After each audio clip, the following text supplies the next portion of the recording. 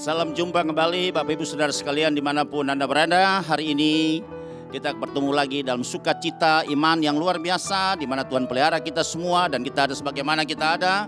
Harapan saya Bapak Ibu Saudara sekalian dalam keadaan yang diberkati Tuhan, sehat-sehat, kuat-kuat, baik-baik keadaannya, karena kita terlalu percaya Tuhan sumber damai sejahtera itu akan menuduskan kita seluruhnya, baik roh kita, baik jiwa kita, baik tubuh kita, senantiasa terpelihara sempurna, tidak bercacat sampai Tuhan Yesus datang pada kali yang kedua.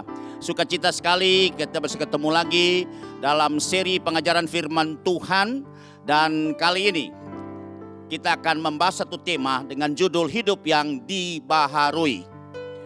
Kita akan baca ayat pokok kita di dalam kitab Nabi Yeremia dalam kitab Ratapan. Kitab Ratapan ditulis oleh Nabi Yeremia. Ratapan pasal yang ketiga, ayat 21 sampai dengan ayat yang ke-26. Tetapi hal-hal inilah yang ku perhatikan, oleh sebab itu aku akan berharap. Tak berkesudahan kasih setia Tuhan, tak habis-habisnya rahmat-Nya, selalu baru tiap pagi, besar kesetiaan-Mu. Tuhan adalah bagianku, kata jiwaku. Oleh sebab itu aku berharap kepada-Nya. Tuhan adalah baik bagi orang yang berharap kepada-Nya, bagi jiwa yang mencari Dia. Adalah baik menanti dengan diam pertolongan Tuhan. Demikian ayat pokok kita dari pembahasan dengan tema hidup yang dibaharui. Bahwa kita melihat pembaharuan itu terjadi setiap hari, bahkan setiap pagi Tuhan selalu membaharui umat-Nya. Alasan Alkitab dengan jelas menyatakan bahwa manusia diciptakan menurut gambar dan rupa Allah. Dan kita tahu tertulis di dalam kitab Kejadian pasal yang pertama ayat yang ke-26 sampai dengan ayat yang ke-27. Berfirmanlah Allah, baiklah kita menjadikan manusia menurut gambar dan rupa kita, supaya mereka berkuasa atas ikan-ikan di laut dan burung-burung di udara, dan atas ternak dan atas seluruh bumi, dan atas segala binatang melata yang merayap di bumi. 27. Maka Allah menciptakan manusia itu menurut gambar-Nya. Menurut gambar Allah diciptakannya dia, laki-laki dan perempuan diciptakannya mereka. Menurut gambar dan rupa Allah, atau menurut pola atau patronnya daripada Allah itu sendiri, atau merupakan citra atau image daripada Allah itu sendiri. Tetapi ketika Adam dan Hawa berbuat dosa, melanggar perintah yang telah disampaikan Tuhan, maka gambar Allah ini menjadi rusak. Tetapi tidak sepenuhnya rusak atau binasa. Dan kita bisa lihat juga itu dalam surat Roma pasal yang ketiga ayat yang ke-23. Demikian bunyi firman Tuhan, karena semua orang telah berbuat dosa dan telah kehilangan kemuliaan Allah. Kemarin kita pernah membahas ayat ini juga. Ini versi Lembaga Alkitab Indonesia menulis telah kehilangan kemuliaan Allah. Artinya berarti sini sudah jadi zero, tidak ada sedikit pun tersisa kemuliaan Allah. Tapi terjemahan yang lain menurut King James Version itu berbunyi demikian, for all have sinned and fall short of the glory of God. Artinya fall short itu adalah kekurangan kemuliaan daripada Allah, bukan zero. Nah, sebab itu ini membuktikan bahwa manusia ketika jatuh dalam dosa itu masih bisa berhubungan, masih bisa berbicara dengan Tuhan saat itu. Ketika Tuhan datang dan mengunjungi mereka di Taman Eden itu, maka Tuhan masih bisa berbicara dengan mereka. Walaupun tidak lewat muka dengan muka, tapi masih bisa bicara dengan mereka. Artinya membuktikan bahwa walaupun mereka sudah jatuh dalam dosa, tapi masih ada sisa kemuliaan yang membuat mereka bisa juga berhubungan, bertemu dengan Tuhan. Kemudian dikatakan di sini mereka menjadi tidak sempurna dan tidak kudus lagi, tetapi kini cenderung berbuat dosa. Jadi dosa itu mempengaruhi mereka sehingga kecenderungan berbuat dosa itu semakin kuat. Dan kecenderungan ini mereka turunkan kepada anak-anak mereka. Dan itu terbukti dalam kitab Kejadian pasal yang keempat, bagaimana ketika sesudah mereka jatuh dalam dosa, sesudah mereka diusir dari Taman Eden keluar dan mulai Adam bercocok tanam dan kemudian mulai menanam segala tanaman, dan di sini kita lihat melahirkan anak yang pertamanya nama Kain, dan Kain ini terpanggil sebagai petani, dan kemudian anak yang kedua namanya Habel dan dia dapat ternak. Dan di situ kita bisa melihat bagaimana dosa mulai memasuki keturunan ini dan timbul iri hati ketika pada saat yang mereka mempersembahkan korban kepada Tuhan lewat mezbah yang dibuat oleh Kain dan Habel. Dan kita tahu dari sejak anak-anak ya, sejak kita sekolah minggu, bahwa persembahan yang disampaikan oleh Habel itu asapnya lurus naik sampai ke tahta Allah, sedangkan Kain itu sampai pertengahannya dan melenceng seperti itu. Kain merasa sakit hati dan kemudian akhirnya dia membunuh Habel. Dan dosa yang pertama sesudah mereka berontak kepada Tuhan, melanggar perintah daripada Tuhan, dan dosa kemudian berkembang menjadi iri hati, dengki, dan akhirnya terjadi pembunuhan. Ini membuktikan bahwa kecenderungan berbuat dosa dari keturunan ini demi keturunan itu semakin hari semakin terjadi seperti apa yang dituliskan dalam firman Tuhan. Bahkan dalam Kejadian pasal yang ke-6 manusia sudah semakin lebih jahat lagi. Ya, seperti juga tertulis dalam surat Roma pasal 5 ayat yang ke-12 kita akan baca. Sebab itu sama seperti dosa telah masuk ke dalam dunia dan oleh satu orang, yaitu lewat Adam, dan oleh dosa itu juga maut, demikianlah maut itu telah menjalar kepada semua orang dari keturunan Adam. Dan kita semua, kita tahu bahwa kita juga ada keturunan Adam, karena semua orang telah berbuat dosa. Sehingga ya, degradasi kemuliaan Tuhan itu terjadi pada semua keturunan demi keturunan sampai mencapai titik di mana mereka sangat jahat sekali, ya, perbuatan mereka di mata Tuhan. Kemudian Alkitab Perjanjian Baru menegaskan kerusakan gambar Allah ini dan menyatakan bahwa semua orang percaya telah ditebus, harus dibaharui kembali itu roh dan pikirannya. Sebab itu pembaharuan harus perlu terjadi bagi setiap orang percaya yang sudah ditebus oleh Tuhan Yesus, untuk dibaharui kembali roh dan pikirannya. Dan itu kita bisa baca dalam surat Efesus pasal yang ke-4 ayat 22 sampai dengan ayat yang ke-24. Yaitu bahwa kamu berhubung dengan kehidupan kamu yang dahulu harus meninggalkan manusia lama yang menemui kebinasannya oleh nafsunya yang menyesatkan, ayat 23, supaya kamu dibaharui di dalam roh dan pikiranmu. Harus dibaharui kembali di dalam roh dan pikiran kita. Kemudian ayat yang ke-24 dikatakan, dan mengenakan manusia baru yang telah diciptakan menurut kehendak Allah di dalam kebenaran dan kekudusan yang sesungguhnya. Jadi ada pemulihan kembali lewat Yesus Kristus. Pemulihan itu terjadi di dalam roh dan pikiran dari setiap orang percaya yang telah ditebus oleh Tuhan Yesus. Supaya apa, saudara? Supaya dia memiliki kemampuan untuk bersekutu dan berkomunikasi dengan Allah kembali. Supaya kita bisa dapat lagi ya berhubungan kembali dengan Allah dari waktu ke waktu. Karena memang kita diciptakan menjadi keluarganya. Sehingga Tuhan tentunya ya ingin senantiasa bersekutu dengan semua keluarganya, anak-anaknya, dan dia berfungsi sebagai Bapa. Seperti kemarin tema yang sudah kita pelajari mengenai Immanuel atau Allah menyertai kita. Itulah keinginan Bapa kita yang kekal, karena dia ingin bahwa dia ada di tengah-tengah kita untuk senantiasa menguatkan kita, menuntun kita, ada di dalam persoalan masalah kita untuk menyelesaikan semua masalah kita. Karena dia tahu persis bahwa kemampuan kita terbatas sebagai manusia yang terbatas sesudah itu jatuh dalam dosa. Ya, sesudah kita tergusur dari kemuliaannya, maka kita tidak punya kemampuan yang supranatural lagi untuk bisa mengatasi segala pergumulan masalah yang dihadapi oleh kita sebagai manusia.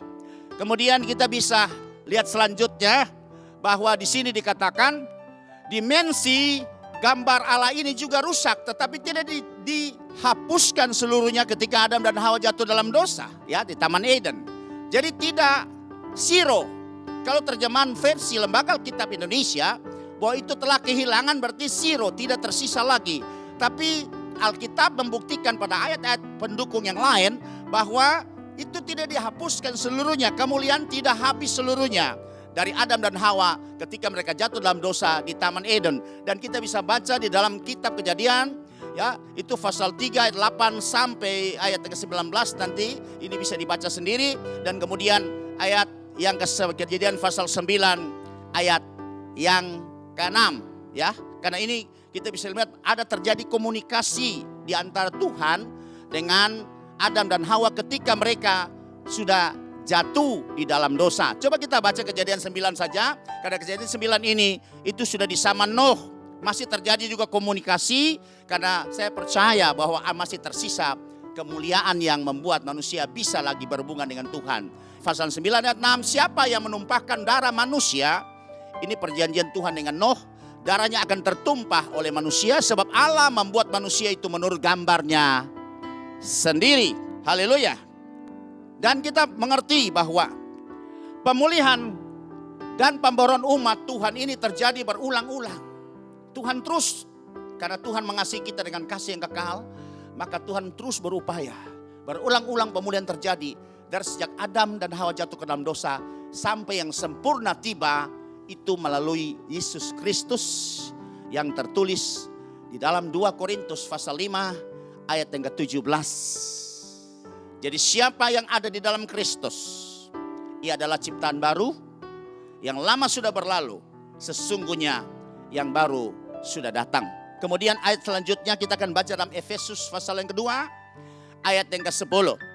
Karena kita ini buatan Allah. Jelas kita buatan Allah. Dirajuk seperti di dalam Mazmur 139, ya, ayat yang ke-13 itu dikatakan bahwa Tuhan yang membentuk buah pinggang kita dan merajut kita dalam kandungan ibu kita.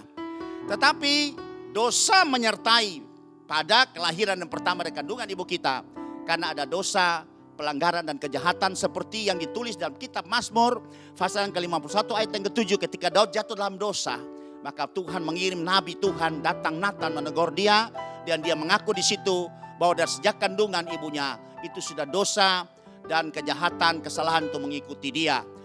Harus diciptakan kembali atau dibaharui kembali atau dilahirkan kembali. Dalam bahasa Alkitab berkata seperti itu, dalam Kristus Yesus untuk melakukan pekerjaan yang baik.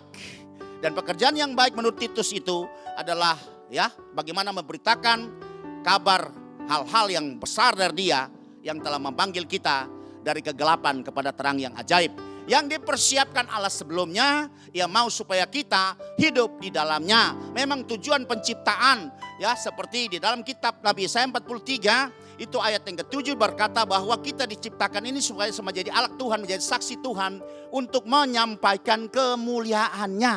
Ya, semua orang yang disebutkan dengan namaku, yang ku ciptakan untuk kemuliaanku, yang ku bentuk dan yang juga ku jadikan. Ayat yang ke-21 dari Yesaya 43 itu berkata seperti ini, umat yang telah ku bentuk bagiku akan memberitakan kemasyhuranku. Ini tujuan awal supaya kita dapat menyampaikan kabar-kabar yang luar biasa dari Bapa kita untuk bisa menyatakan kemuliaan dan kemasyhurannya. Tetapi ketika jatuh dalam dosa, maka kita kehilangan kemuliaan ini. Kita kehilangan kemampuan ilahi yang ada pada kita. Dan kita tidak sanggup untuk bisa melakukan, ya, kepercayaan tugas-tugas yang telah dipercayakan kepada kita dari semula sebelum dunia dijadikan. Sebab itu saudara perhatikan di sini bahwa ada penciptaan 2 kali, saudara.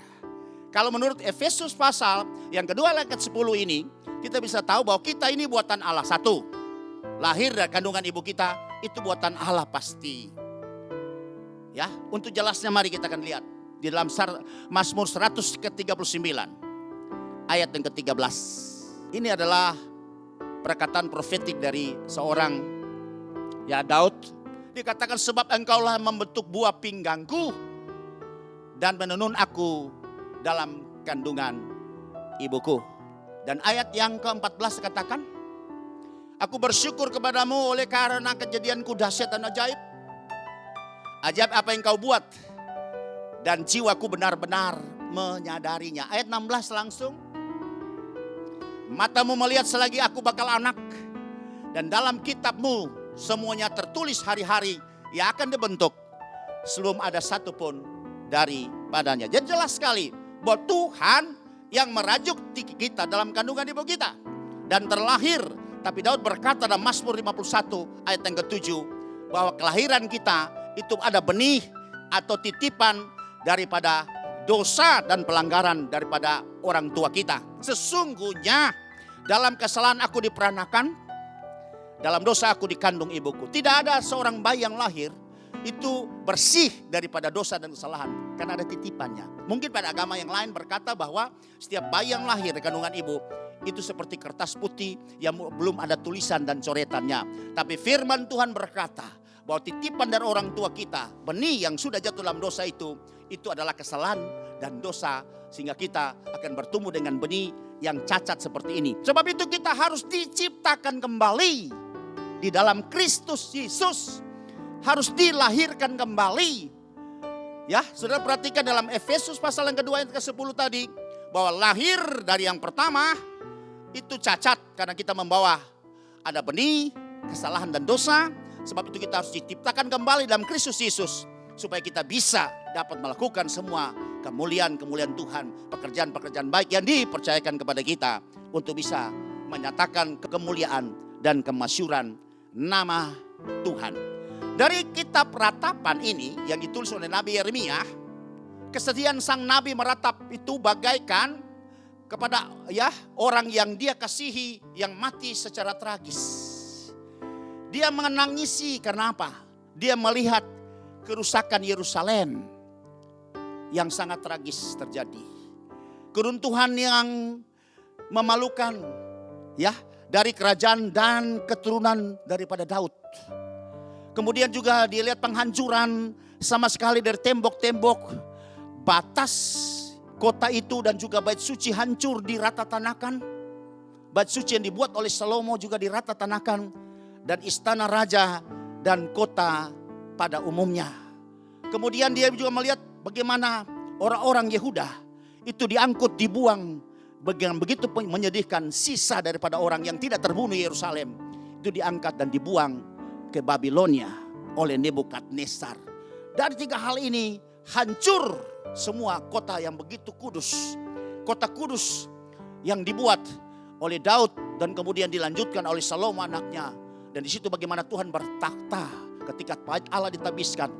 Maka semua nabi, imam-imam tidak tahan berdiri di dalam kemuliaan Tuhan. Tapi sekarang lihat reruntuhan yang luar biasa. Sebab itu Yeremia menangis. Dan semua tangisan ini ditulis dalam kitab ratapan. Sebab itu di sini dikatakan bahwa semua ratapan ini mengakui bahwa tragedi yang terjadi merupakan hukuman Tuhan atas Yehuda.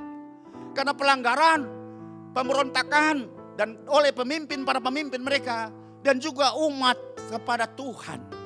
Mereka berontak kepada Tuhan, tidak mendengar perintah ketetapan Tuhan, melakukan seperti apa yang mereka ingini hatinya.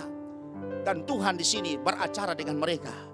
Dan kita dikatakan bahwa Tuhan benar dan adil dalam segala jalannya. Dia mempertahankan semua firman yang telah disampaikan. Tidak akan bisa berubah.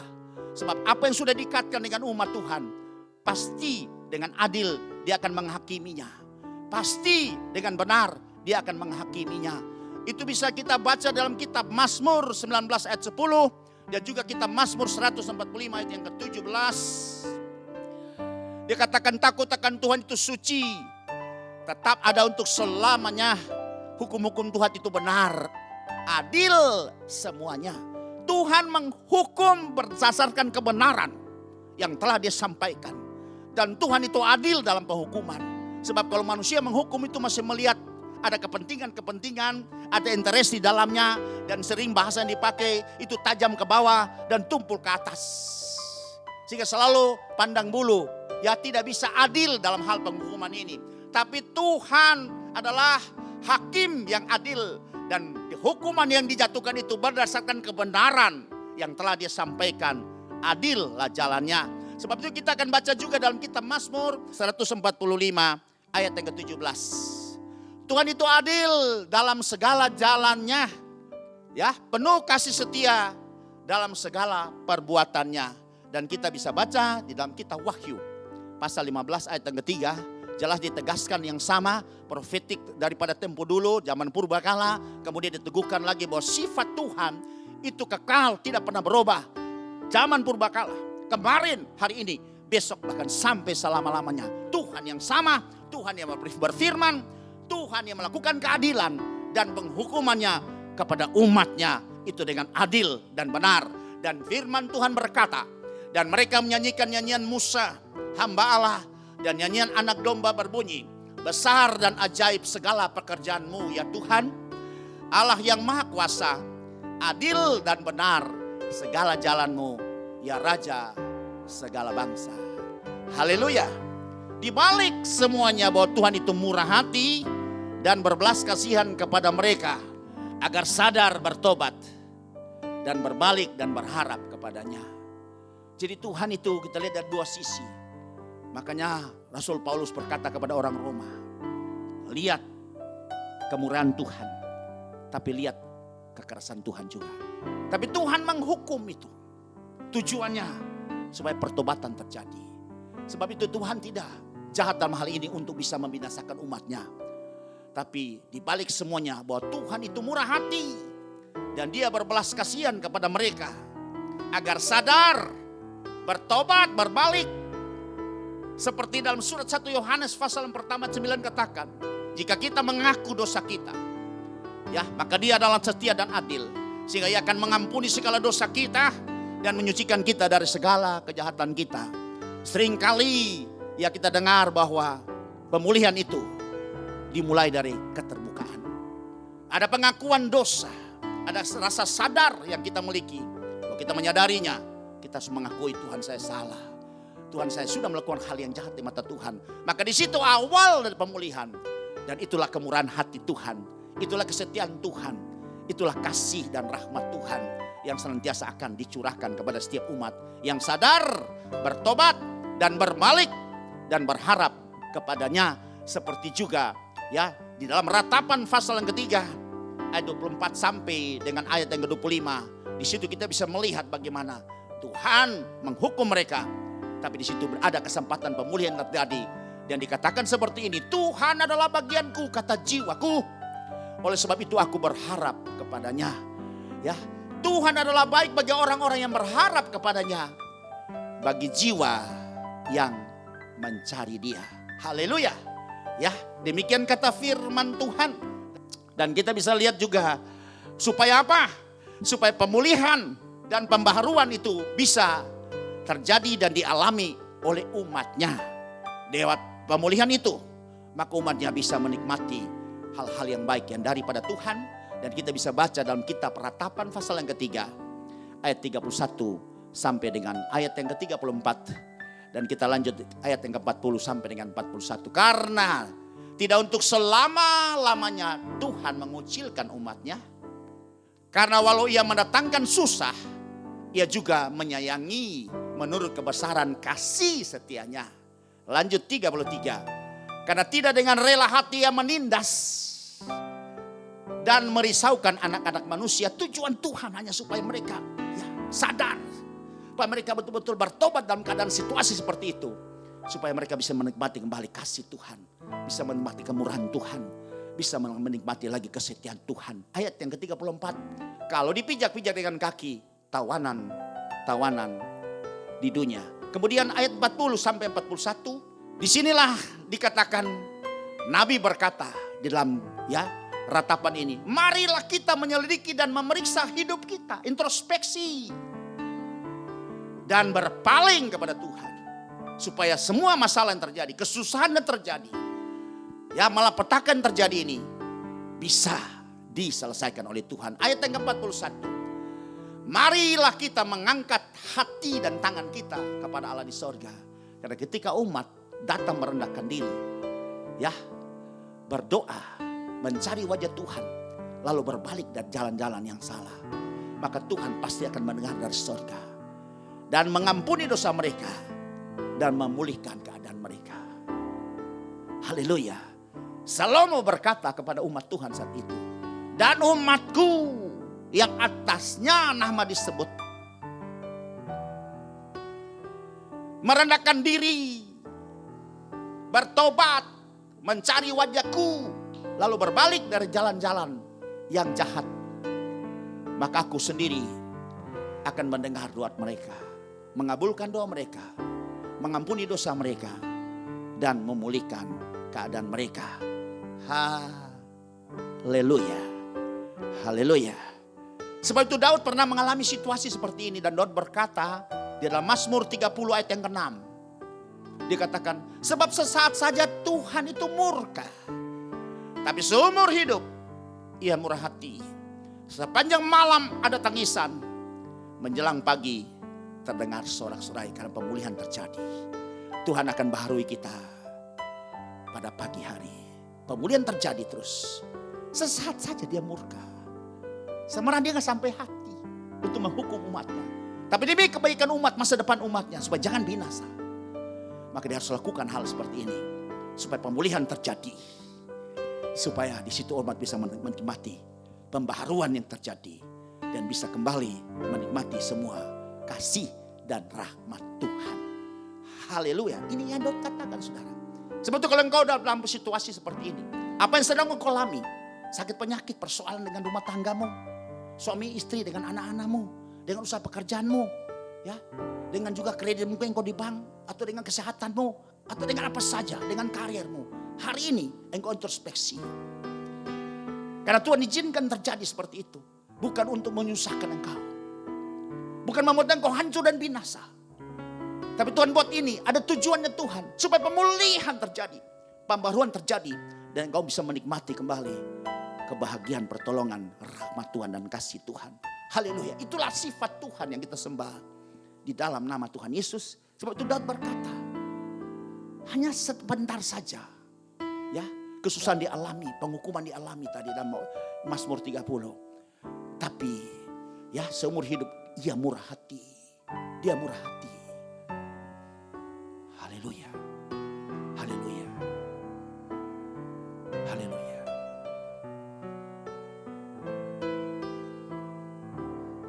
Saya pernah teringat seorang murid daripada Rasul Yohanes. Namanya Polikarpus. Dia dikejar oleh kaisar. Dalam pelayanan kan mereka melarang membesarkan nama Yesus. Mereka melarang orang harus sembah kepada kaisar. Dan yang jadi tangkap. Tapi sebelum mereka membawa dia jamu mereka semua. Pasukan yang menangkap dia, makan dulu. Kemudian pergi dan menghadap raja. Kemudian raja bilang, Polikarpus, dia usianya sudah hampir 90 tahun saat itu. Dan kemudian raja membujuk dia, kamu nyangkal saja Yesus yang kau layani itu. Karena saya tidak sampai hati menghukum engkau, Polikarpus, di usia lanjut ini. Itu saja yang kami minta. Dan kami tidak akan apa-apakan engkau. Dan kami akan menjamin engkau sampai akhir hidupmu. Dan Polikarpus berkata, kurang lebih aku menikmati kasih setia kemurahan pemeliharanya 60 tahun lebih. Aku dalam pemeliharaan kasihnya. Masa tinggal waktu sedikit lagi aku hidup ini, aku harus mengkhianati dia, menyangkal dia? Tidak, aku tetap pada prinsipku. Sekali Yesus, tetap Yesus sampai akhir hidupku. Dan akhirnya dia diikat pada tiang, dia dibakar hidup-hidup, tapi dia tidak mati, saudara. Dan untuk membuat dia mati harus ditombak. Tapi keajaiban yang terjadi, darah dari seorang yang usia kurang lebih 86 tahun itu, rasanya sudah kurang dari 5 liter. Tapi darah itu tertumpah dan mematikan semua api yang membakar Polikarpus. Memang dia meninggal, tapi pertobatan terjadi bagi Algojo yang mengeksekusi seorang yang namanya martir Polikarpus. Ini terjadi, saudara. Sebab itu dia tidak kecewa. Sedikit waktu saja aku bisa mengalami kesusahan. Tapi sepanjang hidupku kurang lebih 60 tahun lebih, aku menikmati pemeliharaan kasih setia Tuhan. Aku tidak bisa akan menyangkal dia sebagai sang juru selamatku. Dia sebagai Tuhan yang bermurah hati, yang sudah memelihara aku sepanjang hidupku sampai hari ini. Haleluya, saudara. Kiranya prinsip ini seperti Daud juga katakan, hanya sesaat saja ia murka. Kalau kau sadar dan berbalik, maka pasti pemulihan terjadi, pembaruan terjadi. Tapi seumur hidup dia murah hati. Sepanjang malam ada tangisan, tapi besok menjelang pagi terdengar sukacita sorak-sorai karena pertolongan yang datang karena pemulihan dan pembaharuan itu. Haleluya. Inilah firman Tuhan yang hari ini kita sama-sama ya pelajari bagaimana hidup yang dibaharui oleh Tuhan dari waktu ke waktu, dari tahun ke tahun, dari bulan ke bulan, sampai kita bisa betul-betul kagum dan terpesona dengan Tuhan yang sudah berjanji dan adalah Tuhan yang setia, Allah yang setia. Kita bisa baca di dalam kitab Nabi Yesaya pasal yang ke-54 ayat yang ke-10. Ini juga terkenal ayat ini. Nabi berkata seperti ini, sebab biarpun gunung-gunung beranjak dan bukit-bukit bergoyang, tetapi kasih setia Tuhan tidak akan beranjak daripadamu, dan perjanjian damaiku tidak akan bergoyang. Firman Tuhan yang mengasihani engkau. Ada lagu biar gunung-gunung beranjak dan bukit-bukit bergoyang. Haleluya saudara. Kita masuk pada bagian yang berikut adalah bagaimana sikap kita sebagai orang yang mengalami pembaharuan. Ada sikap yang harus kelihatan dari hidup kita. Bahwa sikap orang yang sudah telah mengalami pembaharuan itu kita harus tunjukkan ya secara faktual dalam realita hidup kita. Itu yang pertama.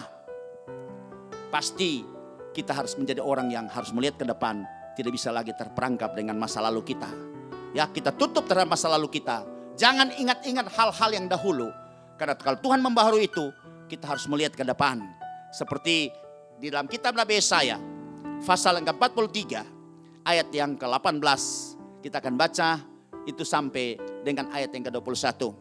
Firman-Nya, janganlah ingat hal-hal yang dahulu, dan janganlah perhatikan hal-hal dari zaman purbakala.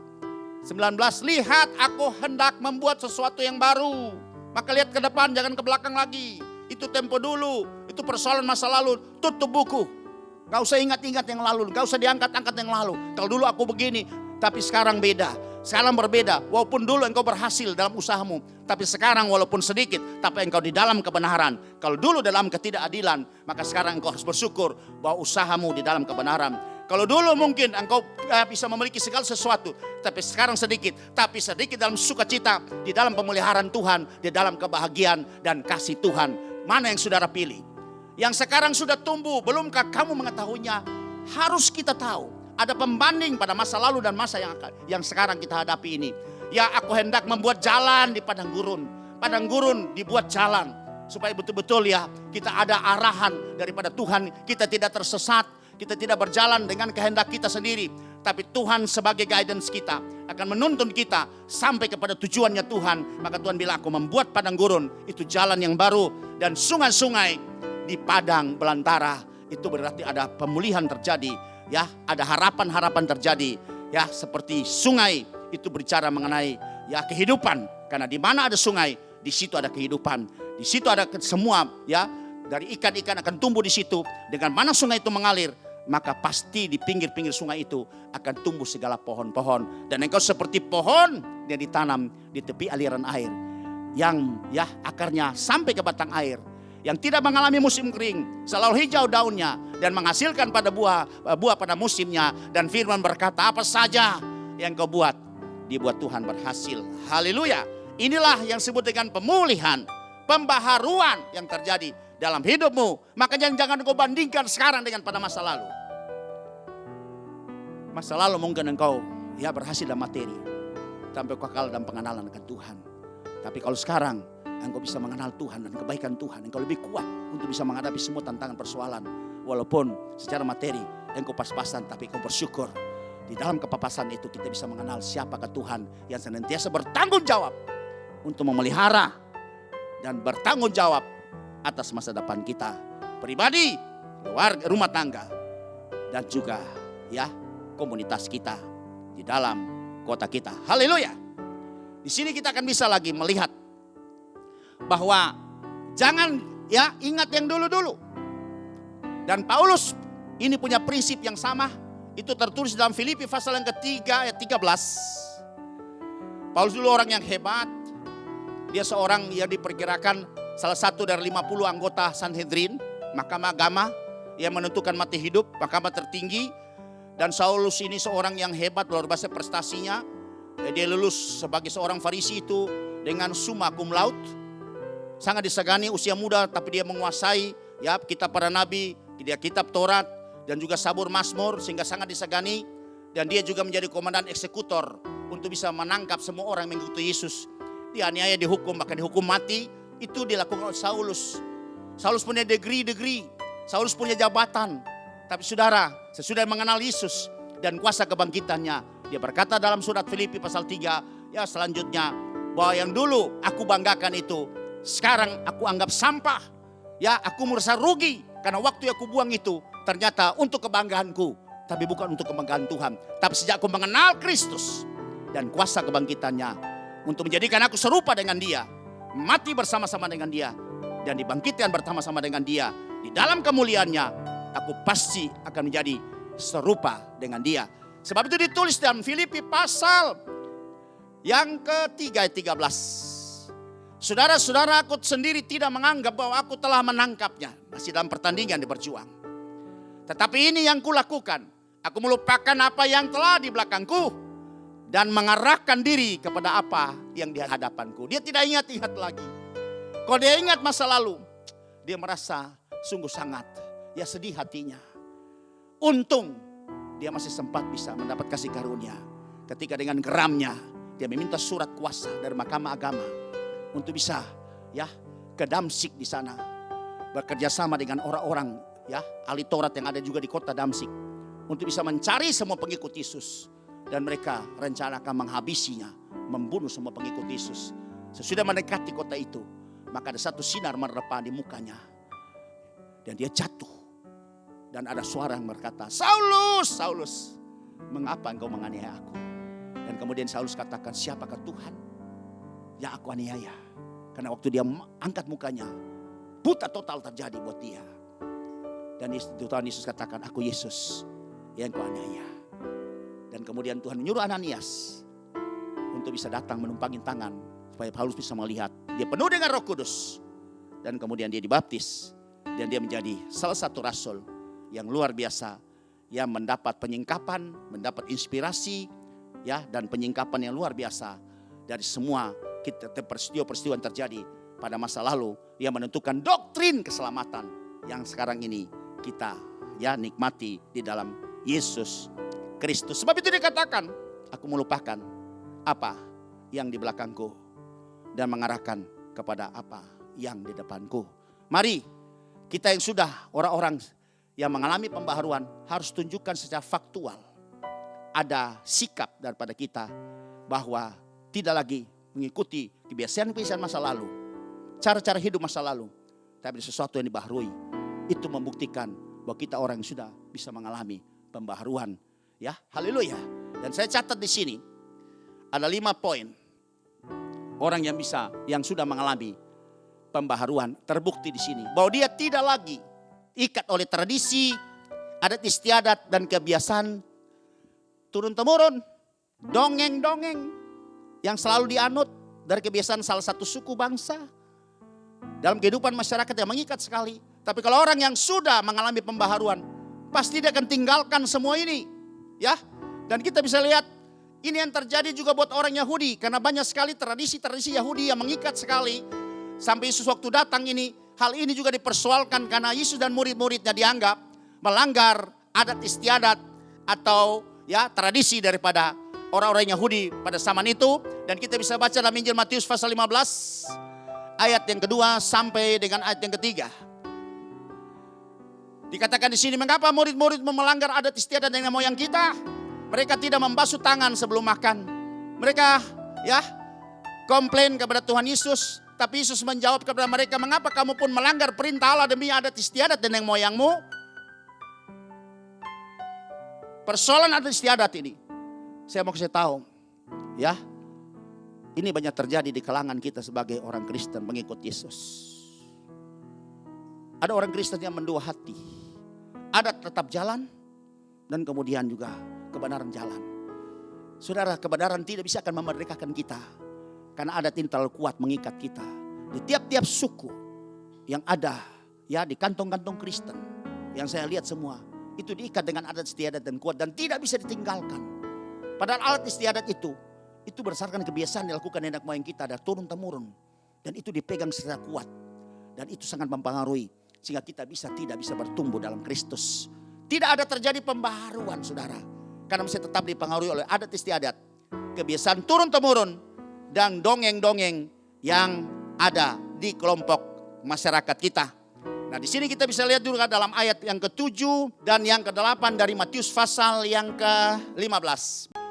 Tuhan katakan begini dengan orang-orang pada zaman itu. Hai orang-orang munafik, benarlah nubuat Yesaya tentang kamu.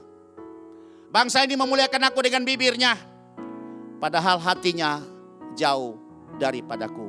Orang yang memegang adat istiadat, tradisi-tradisi yang lama dan dongeng-dongeng pada masa lalu, yang kuat terus dipegang sampai hari ini, maka orang begitu adalah orang yang tidak mengenal Tuhan.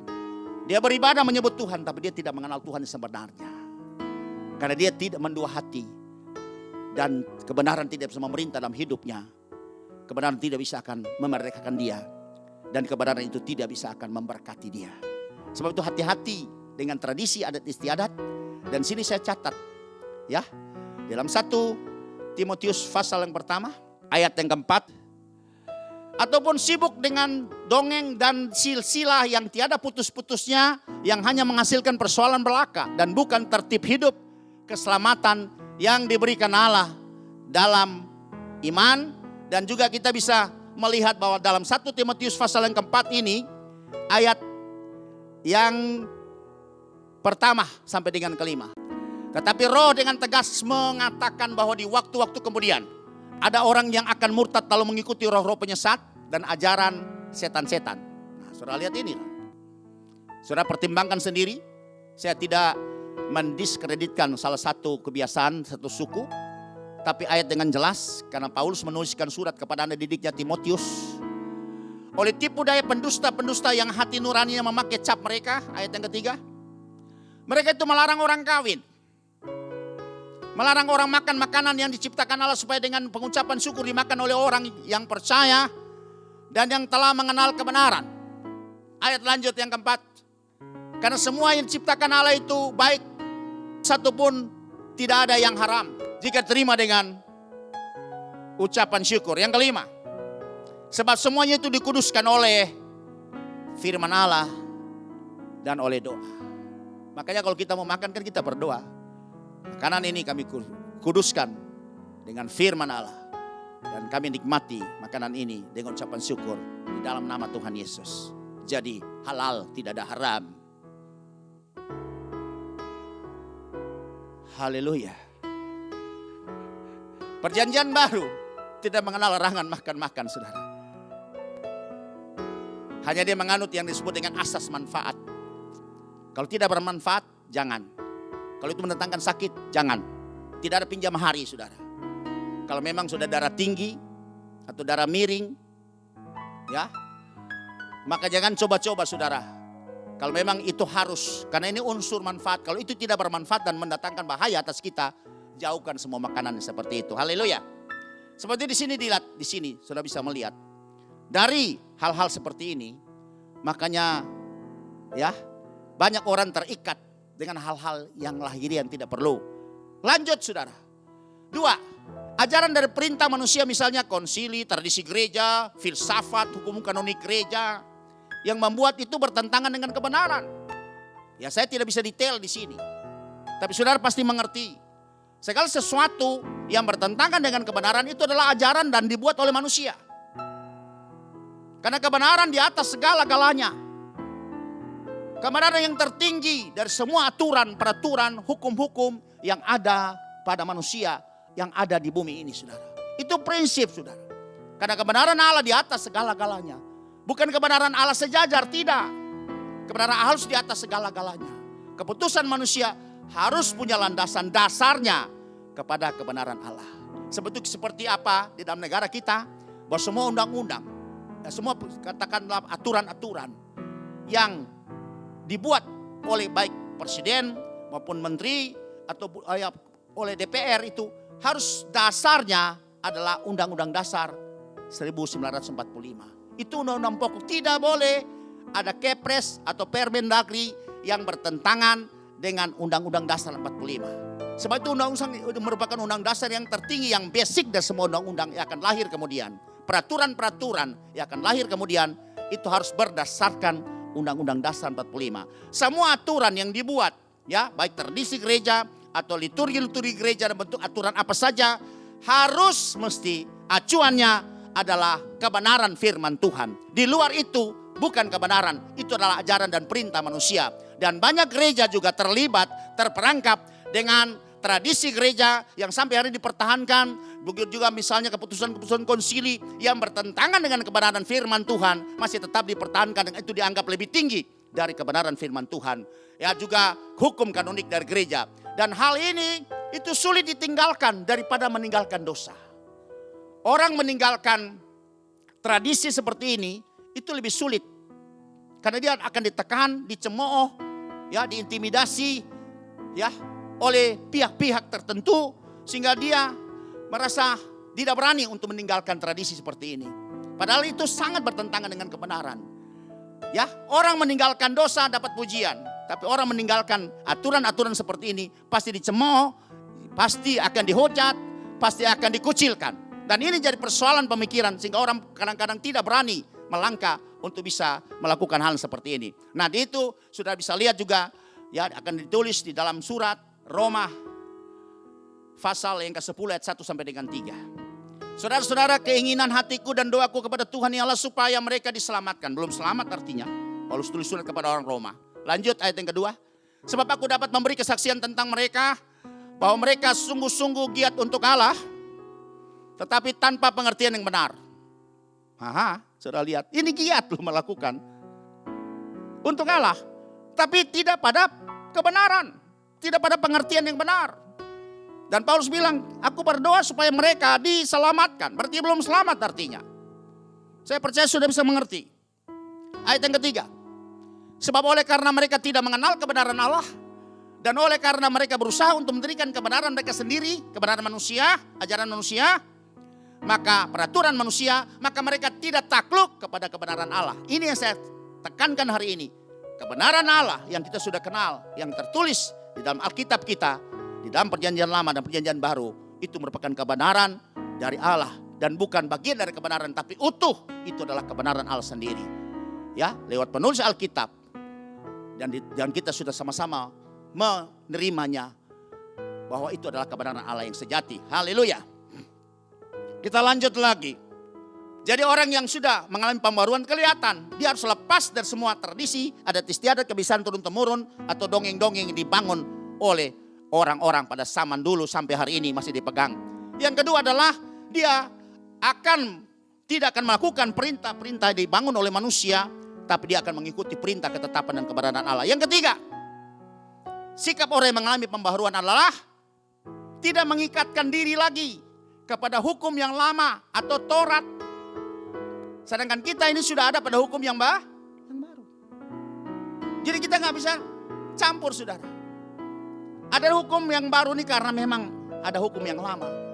Hukum yang lama bermasalah, maka Tuhan harus lewat Nabi Yeremia akan membuat hukum yang baru. Tapi ketika hukum yang baru disahkan lewat meterai darah Yesus di Bukit Golgota, maka hukum yang baru itu menyelesaikan semua hutang hukum yang lama, dan berlakulah hukum yang baru itu yang kita kenal di dalam perjanjian yang baru, saudara. Sehingga kita jangan sampai kacau dalam menjalankan semua kebenaran kekristenan kita. Dan itu ditulis, saudara. Karena masih banyak orang memegang hukum yang lama. Kita tahu hukum Taurat itulah hukum yang lama. Tapi sekarang sudah diganti dengan hukum yang baru, yaitu namanya hukum Kristus. Ya, kita tahu ini, kita akan baca Galatia 2 ayat yang ke-16. Kamu tahu bahwa tidak seorang pun yang dibenarkan oleh karena melakukan hukum Taurat, tetapi hanya oleh karena iman dalam Kristus Yesus. Sebab itu kami pun telah percaya kepada Kristus Yesus, supaya kami dibenarkan oleh karena iman dalam Kristus dan bukan oleh karena melakukan hukum Taurat. Sebab tidak ada seorang pun yang dibenarkan oleh karena melakukan Taurat. Demi kasih saya mau kasih tahu. Masa kita mundur lagi untuk melakukan Taurat, sedangkan kita sudah lewati hukum-hukum yang seperti itu. Karena sudah disempurnakan dengan hukum Kristus yang jauh lebih sempurna daripada hukum Taurat. Ayat yang sama yang relevan juga dalam surat Roma 3, 20, 22. Itu kita gak usah baca, nanti Bapak Ibu baca sendiri. Tapi saya mau tunjukkan Di dalam 1 Korintus 9 ayat yang ke-21. Bagi orang-orang yang tidak hidup di bawah hukum Taurat, aku menjadi seperti orang yang tidak hidup di bawah hukum Taurat. Sekalipun aku tidak hidup di luar hukum Allah, karena aku hidup di bawah hukum Kristus, perhatikan. Supaya aku dapat memenangkan mereka yang tidak hidup di bawah hukum Taurat. Galatia pasal 6 ayat yang kedua. Bertolong-tolonglah menanggung bebanmu, demikianlah kamu memenuhi hukum Kristus. Kita sudah ada di hukum Kristus. Perjanjian yang baru itu hukum Kristus. Perjanjian yang lama itu hukum Taurat. Hukum Taurat meterainya adalah darah lembu jantan dan darah anak domba jantan.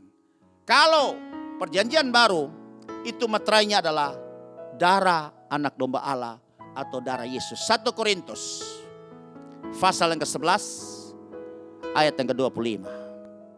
Saya akan tegaskan di sini. Demikian juga yang mengambil cawan sesudah makan, lalu berkata, cawan ini adalah perjanjian baru yang dimeteraikan oleh darahku, darah Yesus. Perjanjian lama darah domba jantan dan darah lembu jantan. Perbuatlah ini setiap kali kamu meminumnya, menjadi peringatan akan aku. Kita ada pada hukum yang lebih tinggi daripada hukum yang sebelumnya. Kalau hukum Taurat, sedikit yang saya sampaikan. Hukum Taurat, kalau membunuh, itu bisa dihukum kalau sudah ada jatuh korban, ada yang sudah mati. Tapi kalau hukum Kristus, engkau membenci saudaramu, engkau adalah pembunuh manusia.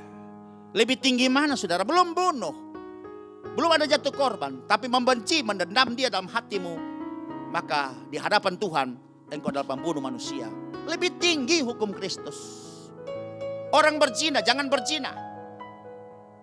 Kalau berzina, menurut hukum Taurat, itu sudah ada kontak fisik atau sudah bersetubuh. Tapi kalau pada hukum Kristus, kalau kita melihat dan kemudian ya orang wanita atau mungkin wanita melihat seorang laki-laki, kemudian dia terangsang dan dia berfantasi seksual di dalam pikirannya, maka dia sudah berzina di dalam hatinya. Dia belum kontak fisik, tapi Tuhan memperhitungkan dia sudah berzina di dalam hatinya. Kalau hukum Taurat itu mengasihi Tuhan Allahmu dengan segenap hatimu, dengan segenap pikiranmu, dengan segenap akal budimu. Itulah hukum yang pertama dan yang utama. Itu tertulis dalam Matius 22 ya. Dan hukum yang kedua yang sama dengan itu adalah mengasihi sesama manusia seperti dirimu sendiri. Tapi kalau hukum Kristus dalam Yohanes pasal yang ke-13 ayat 34 katakan apa? Mari kita baca. Aku memberikan perintah baru, ada perintah baru yang mengganti perintah yang lama. Dan perintah baru ini jauh di atas perintah yang lama. Kepada kamu yaitu supaya kamu saling mengasihi. Sama seperti aku telah mengasihi kamu, demikian pula kamu harus saling apa? Mengasihi. Standar kasih kita bukan diri kita sendiri. Sebetulnya berbeda-beda kita mengasihi. Karena standar pakai masing-masing pribadi. Tapi Tuhan sudah buat satu standar dalam hukum yang baru. Dalam perintah yang baru. Bahwa kita harus mengasihi seperti Kristus mengasihi kita. Haleluya. Itulah hukum yang baru. Ayat yang berikut. Kita akan baca Matius pasal 5. Ayat yang ke-20. Apa kata ayat ini? Ini Tuhan Yesus yang katakan. Yang punya sorga. Maka aku berkata kepadamu. Jika hidup keagamanmu. Atau kebenaran yang kau lakukan. Dalam terjemahan yang lain. Tidak lebih benar. Atau lebih banyak. Lebih berlimpah. Daripada hidup keagamaan ahli-ahli Taurat dan orang-orang Farisi. Sesungguhnya kamu tidak akan masuk ke dalam kerajaan surga. Saudara perhatikan. Artinya kalau kita melakukan hukum Taurat seperti yang dilakukan oleh orang Farisi dan orang-orang ahli Taurat. Yang nyaris sempurna. Toh kita gak masuk. Kita harus melakukan jauh lebih banyak. Jauh lebih tinggi. Jauh lebih berkualitas dibandingkan hukum Taurat yang dilakukan oleh ahli Taurat dan orang Farisi.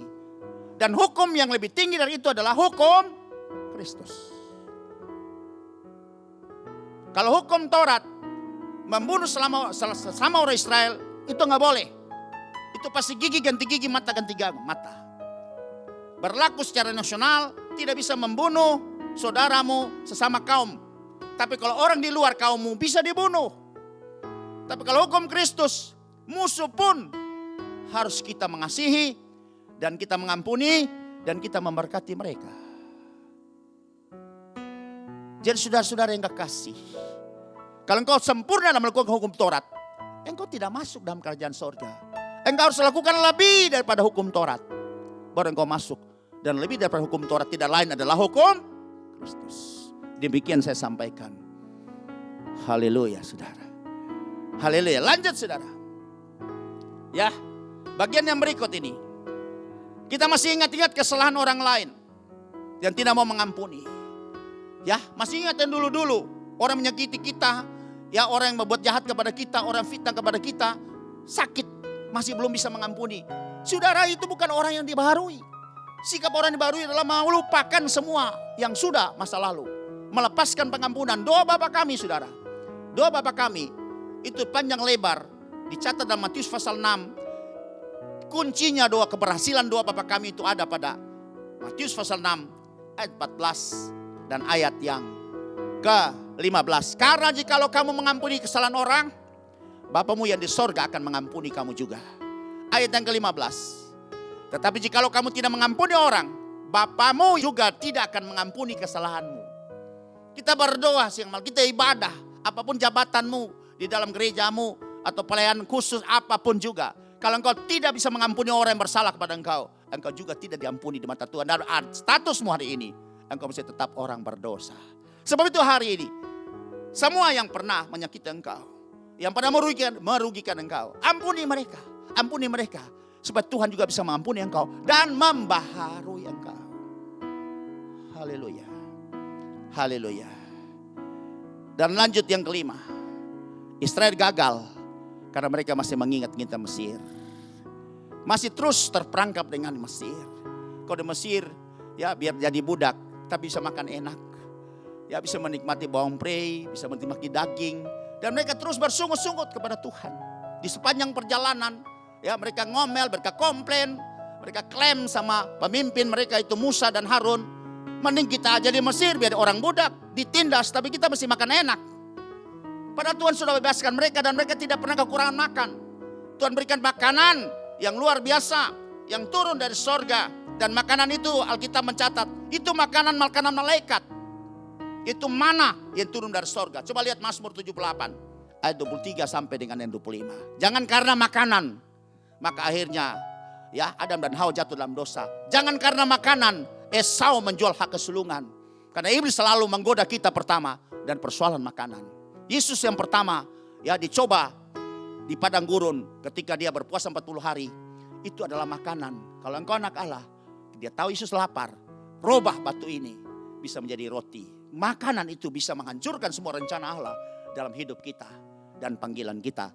Maka ia memerintahkan awan-awan dari atas membuka pintu-pintu langit. Menurunkan kepada mereka hujan mana untuk dimakan. Dan memberikan kepada mereka gandum dari langit. Itu Israel dijamin 40 tahun di padang gurun. Dalam penggambaran mereka karena mereka belum bisa bercocok tanam. Mereka masih pengembara berjalan terus dipimpin tiang awan pada siang hari dan malam hari dipimpin oleh tiang api. Ayat yang ke-25. Setiap orang telah makan roti malaikat. Bayangkan mana tuh roti malaikat kurang apa saudara.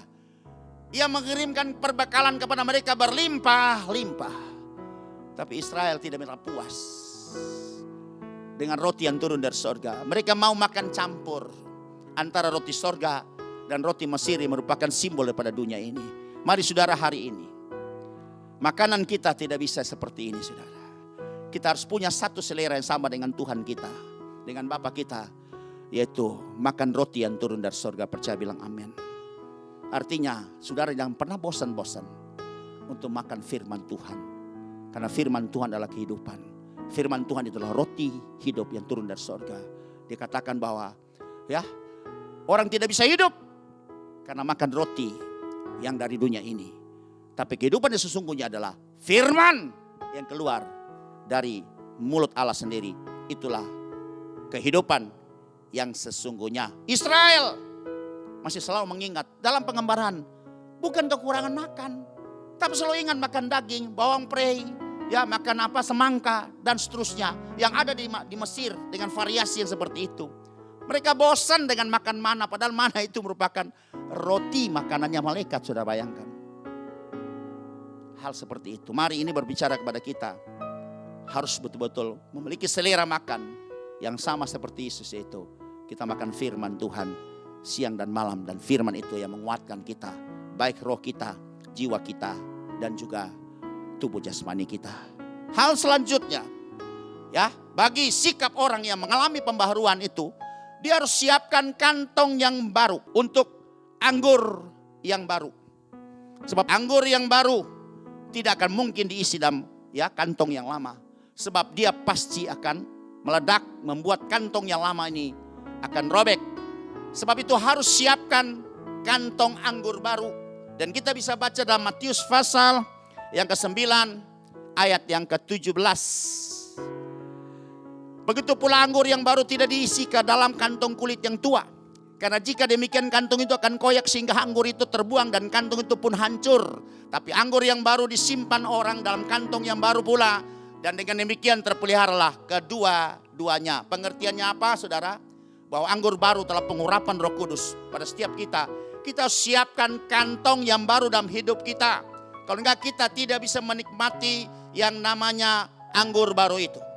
Keinginan kita menikmati anggur yang baru itu. Tapi kalau kantong yang kita punyai masih tetap kantong yang lama, maka Tuhan tidak bisa akan menaruh anggur yang baru itu. Ketika Tuhan taruh anggur yang baru itu, dia robek, terbuang, dan berarti sia-sia pekerjaan Tuhan dalam hidup kita. Tuhan tidak pernah melakukan hal yang sia-sia dalam hidup kita. Dan anggur dan kantong yang baru itu bicara adalah hati yang baru dan roh yang baru dalam hidup kita. Sebab itu sebelum perayaan itu Tuhan berbicara kepada orang pada zaman itu dalam Yohanes pasal yang ke-7 ayat 38 sampai dengan yang ke-39. Dikatakan seperti ini. Barang siapa percaya kepadaku, seperti yang dikatakan oleh kitab suci, dari dalam hatinya akan mengalir aliran-aliran air hidup. Kemudian Tuhan jelaskan lagi, yang dimaksudkannya ialah roh yang akan diterima oleh mereka yang percaya padanya. Sebab roh itu belum datang karena Kristus belum dimuliakan. Yesus harus mati, dikuburkan, bangkit, kemudian naik ke sorga. Dan sesudah itu berturunlah Roh Kudus 50 hari sesudah kebangkitannya. Dan kita lihat karya itu mulai terjadi pada setiap orang percaya. Tapi itulah anggur baru yang dicurahkan dalam setiap hati kita. Tapi kita harus siapkan hati yang baru dan roh yang baru. Kalau tidak, Tuhan tidak bisa akan curahkan anggur yang baru. Dan anggur yang baru itu kita terima lewat baptisan Roh Kudus, yaitu Roh Kudus di dalam hati kita. Hati yang sudah dibaharui menjadi hati yang baru. Roh yang baru dalam hidup kita. Sehingga ketika Tuhan curahkan Roh Kudus itu, maka kita betul-betul bisa mengalami yang namanya pembaharuan. Haleluya, saudara. Mari kita akan baca dalam kitab Yehezkel pasal yang ke-36 ayat 25 sampai 27. Tapi sudah lihat perikop dari kitab Nabi Yehezkel pasal 36 itu ada judul perikopnya oleh Lembaga Alkitab Indonesia, Pembaharuan Israel. Israel umat yang baru, yang lama yang morat marit, cerut merut itu kan dibaharui oleh Tuhan. Dan bagaimana Tuhan membaharui mereka sudah terikat dengan kutuk-kutuk keturunan, baik dengan kenajisan mereka dan juga dengan penyembahan berhala mereka. Karena ada kejahatan yang mereka buat. 4 yang buat oleh umat Israel adalah, satu adalah penyembahan berhala, kedua adalah percabulan atau persinahan, yang ketiga adalah persungutan, yang keempat adalah mencubai Tuhan. Dan dosa ini betul-betul sangat jahat di mata Tuhan. Sebab itu mereka tidak bisa menerima hal-hal yang mulia yang Tuhan janjikan. Dan itu merupakan analogi dengan kita orang-orang di zaman perjanjian baru, di zaman akhir zaman ini, yang Paulus tulis dalam 1 Korintus pasal yang ke-10 itu, saudara. Sudah nanti baca sendiri 1 Korintus pasal yang ke-10 itu. Dan kita di sini untuk bisa menerima anggur yang baru, yaitu pengurapan Roh Kudus, kita harus memiliki hati, kesiapan hati yang baru dan roh yang baru. Dan Tuhan lakukan itu lewat cara yang ditulis oleh kitab Nabi Yehezkel pasal yang 36 ayat yang ke-25 sampai 27. Aku akan mencurahkan kepadamu air jernih yang akan mentahirkan kamu dari segala kenajisanmu dan dari semua berhala-berhalamu. Aku akan mentahirkan kamu. Perhatikan, Tuhan curahkan air jernih untuk mentahirkan kita dari segala kenajisan kita, baik yang dibuat oleh moyang kita yang ada pada hidup kita. Begitu juga kita dalam Tuhan kebodohan kita melakukan dosa-dosa yang sama kenajisan ini. Dan kita tahu dosa kenajisan itu kutuknya sampai 10 keturunan. Dan dari semua berhala-berhalamu aku akan mentahirkan kamu. Ada 2 yang menurun yang ditulis Alkitab ya, lewat persinahan kutuknya 10 turunan, dan juga lewat penyembahan berhala kutuknya 3-4 keturunan, saudara. Dan itu ada pada kita, dibuat oleh moyang kita, itu ada kutuknya ada pada kita, maupun kita juga berbuat hal yang sama, maka kita juga akan terkutuk. Di dalam kita ini ada betul-betul akumulasi kutuk yang menimpa dalam hidup kita. Sebab itu Tuhan tidak bisa akan curahkan anggur yang baru. Kita tidak bisa terima roh yang baru. Pembaruan tidak bisa akan terjadi dalam roh dan hati kita, karena masih banyak hal-hal sampah yang seperti ini, yang bercokol, yang bertumpuk dalam hidup kita. Maka Tuhan perlu membaharui kita, dan Tuhan mencurahkan air jernih ini supaya kita ditahirkan, dibersihkan, disucikan, dilayakan untuk bisa dapat menjadi hati yang baru, roh yang baru, dan pekerjaan yang dilakukan Tuhan lewat ayat 25 di dalam Yehezkiel 36 ini kita bisa terima itu ya terjadi di dalam ayat yang ke-26. Kamu akan kuberikan hati yang baru. Perhatikan, hati yang baru terjadi karena proses pada ayat 25, dicuci dengan air yang jernih, dan roh yang baru di dalam batinmu, dan aku akan menjauhkan dari tubuhmu hati yang keras, dan kuberikan kepadamu hati yang taat. Hati yang baru dan roh yang baru di dalam batinmu, supaya kamu bisa menerima anggur yang baru itu, yaitu Roh Kudus akan dicurahkan. Dan ini merupakan gambaran bicara mengenai ya, Yesus juga meneguhkan ayat ini itu lewat Yohanes pasal yang ketiga ayat yang kelima. Jawab Yesus, aku berkata kepadamu, sesungguhnya jika seorang tidak dilahirkan dari air dan roh, ia tidak akan dapat masuk ke dalam kerajaan Allah. Saudara perhatikan di sini, air dan roh, air dan Roh Kudus. Air seperti nubuatan Nabi Yehezkiel akan membersihkan, mentahirkan semua sampah kenajisan yang ada dalam hidup kita, dan semua sampah berhala-berhala yang bercokol dalam hati kita, yang merupakan kutuk yang ada pada hidup kita karena dibuat oleh moyang kita maupun kita juga dalam kebodohan. Kemudian Roh Kudus akan ditaruh benih yang baru dalam hidup kita, dan proses itu akan melahirkan kita kembali menjadi manusia baru, ya, manusia yang dibaharui oleh Tuhan sendiri. Ia tidak dapat masuk di dalam kerajaan Allah. Bayangin, air dan Roh Kudus, dan ini sangat relevan, punya hubungan ya dengan Yehezkiel pasal yang ke-36 ayat yang ke-25 sampai dengan ayat yang ke-27. Saudara perhatikan, dan bagaimana sih cara lahir air dan Roh Kudus dijelaskan oleh surat Titus pasal 3 ayat yang ke-5. Pada waktu ia telah menyelamatkan kita bukan karena perbuatan baik yang telah kita lakukan, perhatikan, tetapi karena rahmat-Nya, oleh permandian kelahiran kembali dan oleh pembaharuan yang dikerjakan oleh Roh Kudus. Saya akan eja ayat ini. Pada waktu itu Yesus telah menyelamatkan kita, artinya proyek keselamatan itu sudah selesai 2000 tahun yang lalu, sejak waktu Yesus tersalib di Bukit Golgota. Maka darah itu menebus semua hutang darah kita, dan darah itu juga merupakan materai perjanjian baru, dan perjanjian baru berlaku, dan di dalam perjanjian baru itu akan membuat supaya semua tanggungan kutuk keturunan itu diselesaikan ya oleh Yesus yang sudah membayar hutang dosa kita 2000 tahun yang lalu. Itu namanya proyek keselamatan. Bukan karena perbuatan baik yang telah kita lakukan, benar, semua karena kasih karunia, tapi karena rahmat-Nya, anugerah-Nya, kasih karunia-Nya kita peroleh harus lewat oleh permandian kelahiran kembali atau lahir dari air, dan oleh pembaharuan yang dikerjakan oleh Roh Kudus. Benih yang baru ditaruh dalam hati kita, dan itu benih yang baru. Kalau dulu kita lahir dengan benih ayah kita, itu benih yang cacat karena mengandung dosa dan kesalahan. Tapi ketika kita lahir kembali ya lewat permandian ini, maka kita lihat Tuhan akan taruh hati yang sudah bersih menjadi hati yang baru. Maka Tuhan menaruh Roh Kudus-Nya di dalam hati kita yang sudah dibersihkan itu. Maka Roh Kudus itu melahirkan kita kembali menjadi anak-anak-Nya lewat permandian kelahiran kembali atau lewat baptisan. Lewat baptisan. Haleluya. Itulah pembaharuan daripada hati dan roh yang baru lewat baptisan. Maka Tuhan bilang, Yohanes bilang, aku membaptis kamu dengan air sebagai tanda pertobatan. Tapi dia yang datang kemudian yang lebih berkuasa daripadaku, membuka kasutnya aku tidak layak. Dia akan membaptis kamu dengan Roh Kudus dan dengan api. Yang kedua, yang terakhir ini adalah sesudah roh dan hati kita yang baru, maka perlu kita berjuang lagi. Berikut adalah pikiran yang baru. Pikiran kita masih pikiran yang lama. Proses yang pertama pembaharuan hanya hati dan roh kita ini baharui. Pikiran masih pikiran lama. Orang Israel itu, ya dia terperangkap karena pikiran Mesir masih berkuasa selama mereka 40 tahun. Melepaskan Mesir hanya ya butuh 10 mujizat. Dan melepaskan Mesir juga hanya butuh Laut Teberau. Dan itu merupakan kuasa baptisan. Mereka dimatikan di Laut Teberau. Israel keluar dengan kemenangan. Orang Mesir mati di dalam air. Kuasa baptisan itu mematikan roh dunia yang mengikuti kita sejak dari kandungan ibu kita. Tapi mengeluarkan pikiran orang Mesir.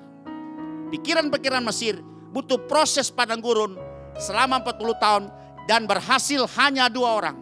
Yang asli keluar dari tanah perbudakan itu. Yosua bin Nun dan Kaleb bin Yefune. Sebab itu saudara lihat sini. Kita harus berjuang untuk bisa dapat memulihkan, membaharui dari waktu ke waktu pikiran lama kita. Supaya kita memiliki pikiran ya yang mengadopsi seluruh pikiran Kristus. Kita baca dalam surat Roma pasal 12 ayat yang kedua. Janganlah kamu menjadi serupa dengan dunia ini, tetapi berubahlah oleh pembaharuan ya sebenarnya pikirannya. Tapi di sini pembaharuan budimu.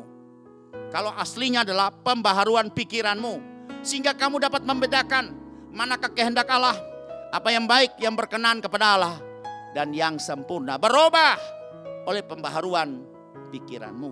Karena pikiran kita kebanyakan dikuasai oleh ya namanya pola pikir daging yang ditulis dalam Roma pasal 8 ayat 6 dan 7 ya. Karena keinginan daging adalah maut, tetapi keinginan roh adalah hidup dan damai sejahtera. Ini dalam lembaga Alkitab menulis seperti ini, tapi saya senang kita tampilkan dari terjemahan King James Version. For to be carnally minded is death, but to be spiritually minded is life and peace. Ya, carnally minded itu adalah pola pikir daging. Itu membawa kepada apa? Kematian. Pikiran dikuasai oleh daging itu membawa kita kepada kematian. Tapi pikiran yang dikuasai oleh roh Allah itu mendatangkan hidup dan damai sejahtera. Mari kita baca ayat yang ke-7 dari Roma pasal yang ke-8. Sebab keinginan daging adalah perseteruan dengan Allah, karena ia tidak takluk kepada hukum Allah. Hal ini memang tidak mungkin baginya. Ya tidak mungkin saudara. Dalam kita Tuhan taruh keinginan daging ini supaya itu merupakan alat uji untuk kita bisa tetap terus berjuang supaya menguatkan ya pola pikir kita kepada pola pikir Kristus dan bisa mengalahkan ya semua keinginan-keinginan daging kita. Itu tertulis dalam Filipi pasal 2 ayat 5 sampai dengan 10. Itu jelas dalam hidup bersama kita harus pakai pola pikiran dan perasaan Kristus. Hendaklah kamu dalam hidupmu bersama menaruh pikiran dan perasaan yang dapat juga dalam Kristus Yesus. Dan saudara bisa akan baca terus itu. Dia berhasil, kita berhasil. Kita harus pakai pola pikir Kristus. Sehingga kita bisa menguasai pikiran kita. Dan pikiran kita itu betul-betul bisa mengalahkan semua keinginan daging kita. Dan kita berhasil dalam pembaruan pikiran kita. Dan kita menjadi orang yang berbahagia. Orang yang bisa menikmati semua janji Tuhan. Ada satu buku oleh seorang hamba Tuhan. Ya, yang ditulis dengan judul Renewing the Mind. The Arena for Success. Seorang hamba Tuhan yang bernama Casey Treat. Ya, dia mengalami proses ini. Hanya dia tulis buku ini dan buku ini betul-betul sangat memberkati banyak orang, termasuk saya sendiri. Pembaruan pikiranmu itu adalah arena untuk mencapai kesuksesan. Pikiran menentukan. Israel sudah lepaskan dari Mesir. Tuhan sudah membunuh mereka di Laut Teberau. Tapi pikiran Mesir menguasai mereka selama 40 tahun sehingga mereka harus dibantai, mati di padang gurun. Ya, mati dengan sampar, mati dengan ya segala macam yang terjadi karena pemberontakan, karena pikiran ini masih dikuasai oleh pikiran Mesir. Dan akhirnya cuma 2 orang yang berhasil masuk dalam tanah perjanjian itu, Yosua bin Nun dan Kaleb bin Yefune, karena mereka memiliki pikiran yang berbeda dengan pikiran orang-orang Israel pada umumnya. Kiranya saudara, di awal tahun ini, walaupun saya agak terlambat, tapi mari, pasti tahun berganti tahun tetap sama saudara. Kecuali tahun kabisat 4 tahun sekali. Tapi melewati 365 tahun sama saja. Biar namanya baru tetap sama. Tidak melebihi daripada tahun kemarin. Jumlah tetap 365. Terdiri berapa 54 minggu. Dan juga ya sekian ribu hari. Jamnya juga sama saja sudah. Tidak berbeda. Kecuali tahun kabisat 4 tahun sekali. Yang jumlah harinya 365 66 hari. Itu saja yang berbeda. Jadi tidak ada yang baru di bawah matahari ini. Yang baru itu adalah kalau saudara betul-betul bisa mengalami pembaharuan yang daripada Tuhan, bahwa saudara menjadi orang yang baru dibaharui, maka engkau pasti akan mampu, akan berhasil, akan terus bisa menang di tahun ini. Walaupun tantangan, masalah, tekanan apapun terjadi, kita sebagai pemenang bahkan lebih dari orang-orang yang menang. Amin. Demikian yang kami bisa sampaikan firman Tuhan pada hari ini. Kiranya ini bisa memberkati Bapak Ibu Saudara sekalian. Dan kita akan masuk di dalam perjamuan kudus. Mari siapkan roti dan anggur masing-masing. Siapkan. Dan kita akan pujian sejauh timur dari barat. Haleluya. Betapa besar kasih pengampunanmu Tuhan, tak kau pandang hina hati yang hancur.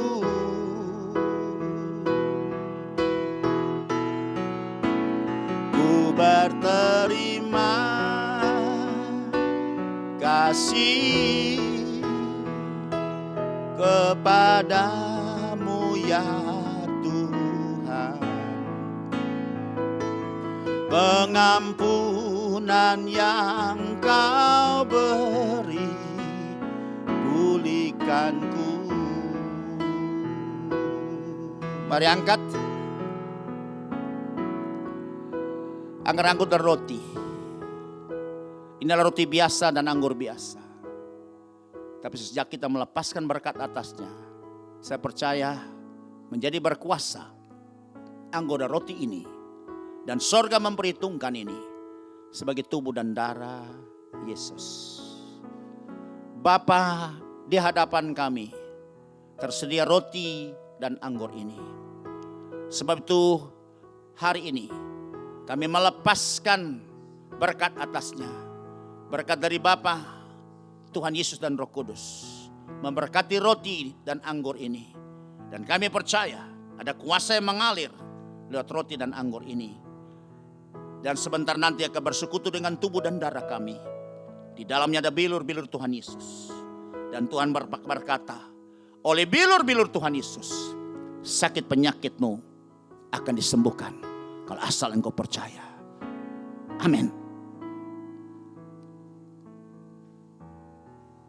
Angkat roti di tangan kananmu tinggi di atas kepalamu, tunjukkan ke sorga. Inilah roti hidup yang turun dari sorga.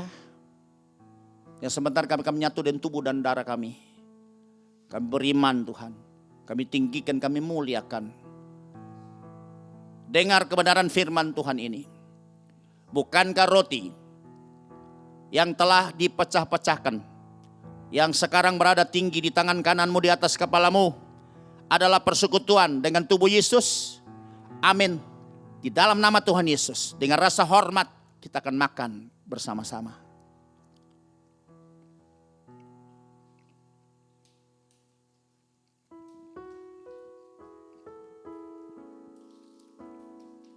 Pindahkan anggur di tangan kananmu, angkat tinggi di atas kepalamu.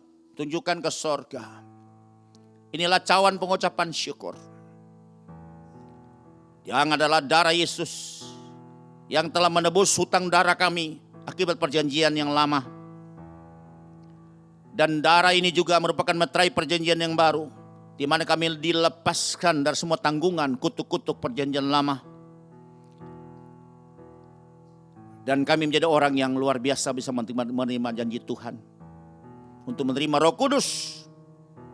Anggur yang baru itu dalam setiap hati kami. Sebab itu dengan iman kami percaya bahwa ini adalah kuasa yang luar biasa. Ya sebentar nanti akan menyatu dengan darah kami. Dan di dalamnya ada bilur-bilur Tuhan Yesus. Dan firman berjanji bahwa oleh bilur-bilur Tuhan Yesus, maka sakit penyakit kami akan menjadi sembuh. Sembuh.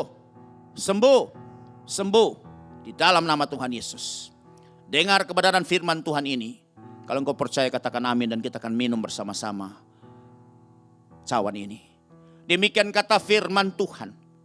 Bukankah cawan pengucapan syukur yang atasnya kita ucapkan syukur, yang sekarang berada tinggi di tangan kanan kita di atas kepala kita, adalah persekutuan dengan darah Yesus. Amin. Di dalam nama Tuhan Yesus. Dengan rasa hormat kita akan minum cawan ini.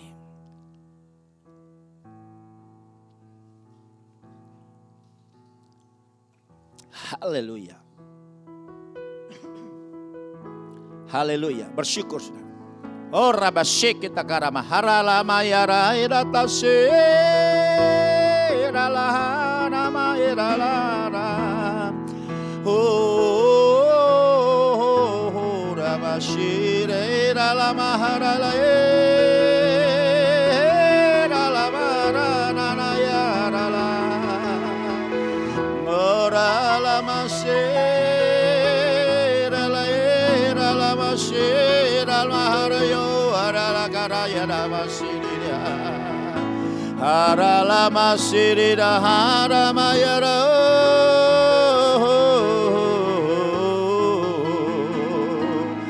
Haleluya, haleluya, syukur hanamaraya ramasi haralama. Kami percaya Tuhan, Engkau tidak pernah membiarkan kami yatim piatu. Roh Kudus-Mu dikirim, ditambah lagi tubuh dan darah Yesus yang menyatu dengan tubuh dan darah kami. Dan firman berkata, Engkau di dalam kami dan kami dalam Engkau. Dan tubuh dan darah Yesus ini jaminan bahwa kami bisa memperoleh hidup yang kekal.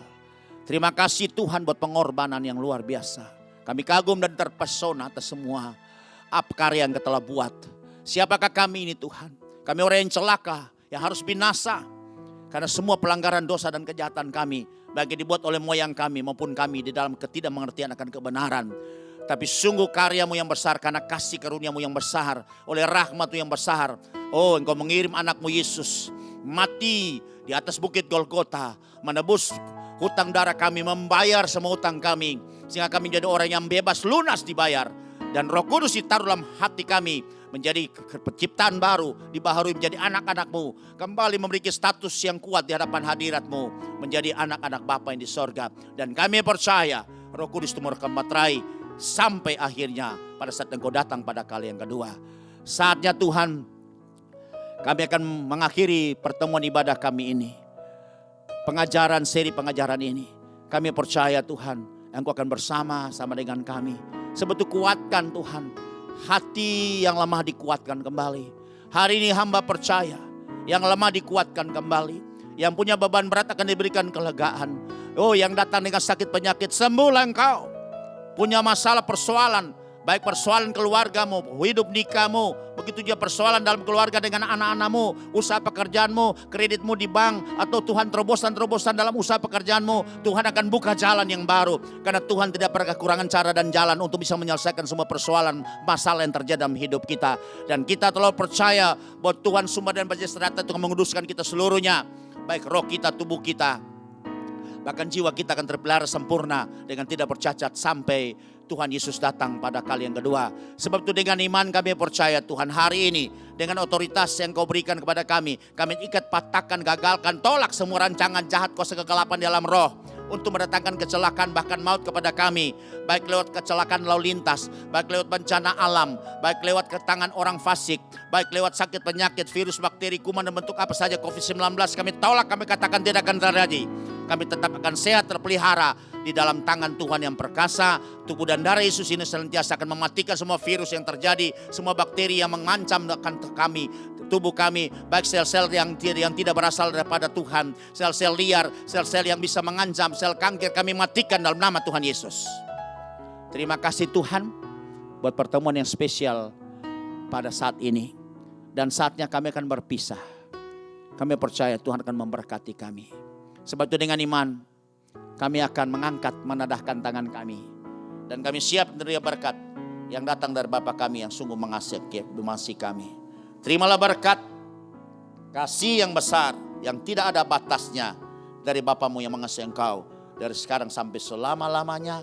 Dan kasih karunia dari Tuhan Yesus yang di dalamnya adalah keselamatan yang kekal. Dan persekutuan dengan Roh Kudus yang akan menyertai kita mulai hari ini seterusnya. Sampai Maranatha, Tuhan Yesus datang pada kali yang kedua. Di dalam nama Tuhan Yesus, kita semua yang menikmati berkat ini sama-sama katakan amin, amin, amin. Selamat, Tuhan Yesus memberkati. Shalom. Kita bertemu pada seri pengajaran minggu yang akan datang.